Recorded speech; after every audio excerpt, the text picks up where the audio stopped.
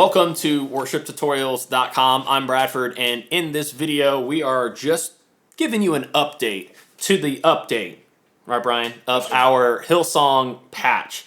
We made a video before if you'd like to check that out, basically showcasing two things. First off, and we're going to do this again in a different format, but 5 of our favorite Hillsong riffs. There are a plethora more. But we did it that way, and we showcased the Helix patch we made, really replicating, or at least seeking to capture the sounds of a one Nigel Hendroff. He is, for Brian and I both, a major influence in our playing and just a huge inspiration for the sounds we go after and stuff, just because he was a part of that era of worship music kind of becoming part of what it is today. Nigel, if you watch this video, hi. Hi, Nigel. We met at NAMM. Remember me? You're such a nice guy. I have a picture. He didn't know who we were, though, Brad. He had no idea who we were. That's okay. But if you're watching this video, I'm just going to assume we're now best friends. Nigel has always been a huge inspiration for us because of his style of playing, the way he plays, the tones he gets, and his usage of effects. And so we try to kind of pick what we could to give you the heart of his sound to the best of our ability. We know he likes using like a shimmer sound. So for example, there's some really nice trill stuff he does, and I'm actually going to use, which we don't ever use this, but like the filter switch. The mud switch. It's getting used. So let's see how that sounds.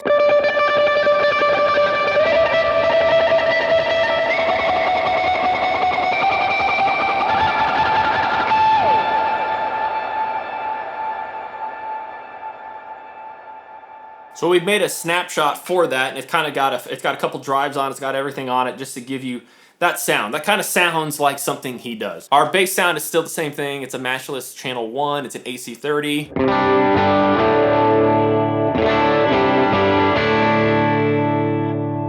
That sounds nice. Nice and full. It's utilizing our IRs, which is predominantly why we're doing these videos. We just wanted to let you hear, because we feel like it's similar enough, but at the same time, it's different enough that we want to make sure you know exactly what you're getting and how things sound like. So, bridge pickup.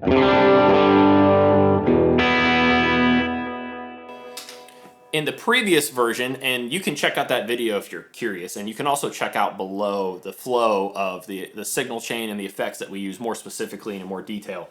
But in the original version, we used a JTM 45 preamp. In the Helix, you can use preamps of amps however you want. We used it kind of like a drive pedal to replicate Droff's Selah effects.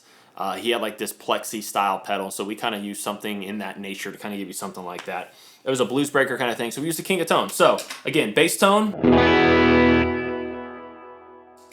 King of Tone, we're replicating that. Gives us a little more volume, a touch more gain, a little more bright, because those are the things we were facing. Didn't get quite loud enough, didn't get enough drive, and it didn't get bright enough.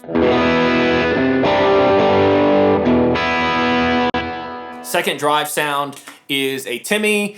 Not necessarily something we see on his board currently, but it still kind of seeks that real, to use the word, transparent kind of drive that we've seen on his board.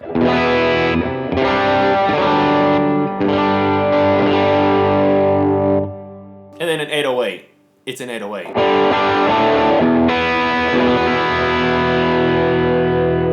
So the IRs in this patch are of our own making. Brian and I pieced together something that we thought would sound perfect for this delicious Hillsong patch. We have an IR coming from our Vox 2002 AC30. When those AC30s were made in the UK, they're the Korg era, they got Alnico Blues in them, so there's one of those.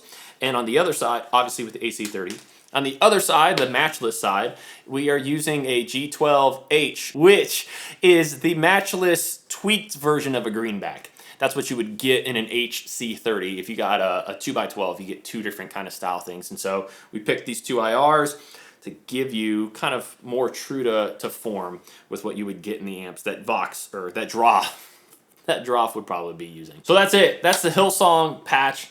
Again, seeking to kind of give you some general sounds that would match what you'd hear in older, more specifically in older. That was the biggest inspiration for us, was the older stuff that we saw. And by older, I mean like early 2000s-ish.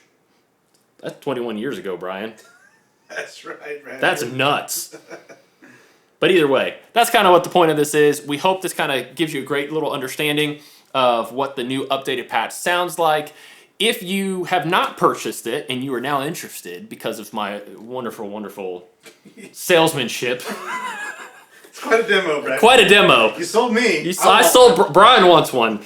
If you would like to grab the patch, the link is in the description below. If you at one point did purchase the patch, you should have already received an email from us with the updated link. No worries if you lost it or you didn't get it. Just submit a support request because, Brian, what's our motto? Updates are free. Updates are always free. Brian, did I get everything? That's it. That's it.